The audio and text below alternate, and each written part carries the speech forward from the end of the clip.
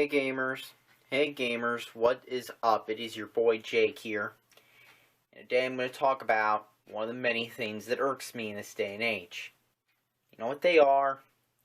Smartphone addicts. No, I'm not just talking about the people who cross the street looking at their smartphone and you have to dodge them while driving because they literally don't give a f*** where they are. No, I'm not just talking about those. I'm talking about the people who replace their computer with a phone and a iPad.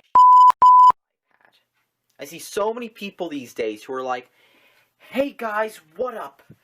I've got this new iPad. I got this iPod Touch," and they use it for everything, like from voice chats to like playing their games on it, and then you get to and then they also use it for making, doing everything, really. They use it for making music. I mean, not just using it as a camcorder like everybody's been doing. I'm talking about using it for making music. Using a cell phone for doing your taxes. Using a cell phone for playing video games. Using a cell phone for basically everything nowadays. So then, well, you end up with people who have issues with their cell phone, and this leads to some fun confrontations with them.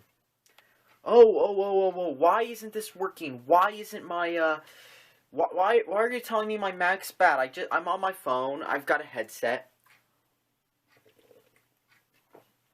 I mean, that's what happens. You'll be in a voice chat. And you'll get some crackly little kid. And it'll just be crackly. And you'll ask them, what are they using? What device are you using? Are you using a phone? Every single time, it's a phone. It used to be Acer laptops. Now it's always cell phones. And those are even worse than Acer laptops. Because at least Acer laptops, for the most part, and those other low-end pieces of can do mostly what a computer can do. You know what can't do that? A cell phone. Because, for one, it's got a slower CPU. Two, it's got, weaker hardware. Three, it's got the battery. And the big issue with cell phones is you can only usually run one app at a time. You can multitask, but it ain't the same. There's only a small app screen. You can't hook up more than one monitor to it like you can with a PC.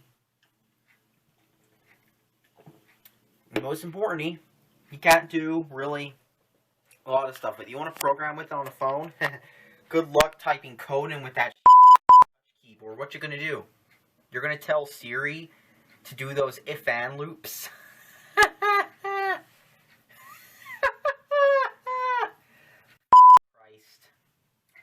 I mean, that's what you're gonna do with the cell phone. That's what you're gonna do. You're gonna be like, I'm gonna have my cell phone play Call of Duty. Alright, it doesn't have the same controls, doesn't have the same hardware, and so, and because cell phone gamers want free, the only games you're gonna get are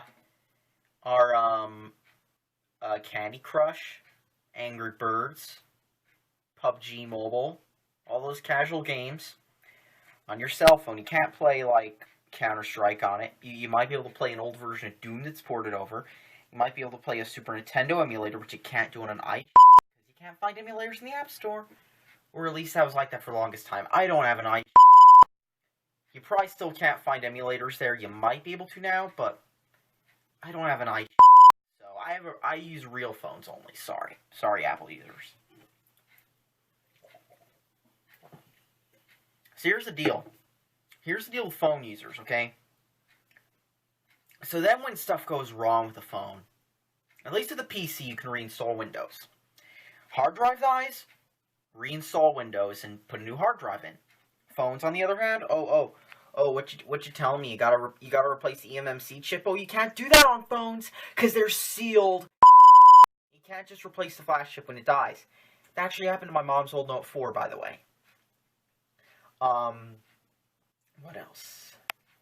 What else are phones great about? Oh yeah, and their OSs, you can't downgrade. You can't replace, the OS with another one. Even on, hackable Android phones, you're almost always stuck with Android. You're not going to find, those meme hipster Linuxes, well, there used to be Firefox, there used to be Ubuntu. They're dead now, but there's also like some what was it? Some Nokia-based mobile OS that was Linux-based. I don't know.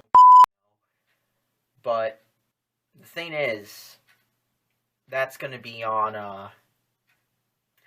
you can't really do that with your phones anyhow. You can't just put Linux on there and make it a full Linux box. You can only really use some Linux deploy even on root that like makes use of the Linux kernel on Android, which is oftentimes out of date.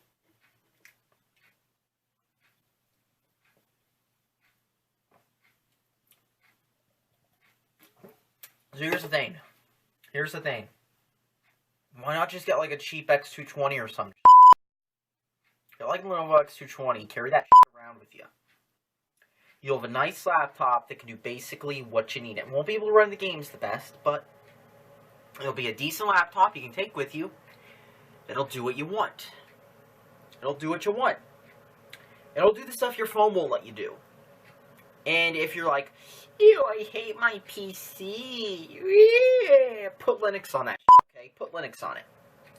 Don't fall for some, like, /G kid telling you to put Arch on it, because Arch is one of those distros that Windows use, that people tell you to install as a joke, okay? You gotta put on some like Ubuntu Mate, or OpenSUSE with Mate, or, I don't know. I haven't used Fedora. Last time I saw someone use it, it was on a computer that ran like... Debian can be a bit fun. I say that and you'll run into issues, but yeah. There's a bunch of Linux distros out there. Pop one on a decent laptop and you'll have basically all the computer you'll need for a while. Especially if you don't game. If you don't game, you really don't have a reason to not use Linux at this point. That's all that needs to be said, gamers. I don't get why people, like, use their smartphones to replace their PCs. Like, jeez. It's one thing to use it to check emails and get Burger King coupons on, but it's another to replace your whole computer with it. Like, I really don't get that. I don't get that at all, actually.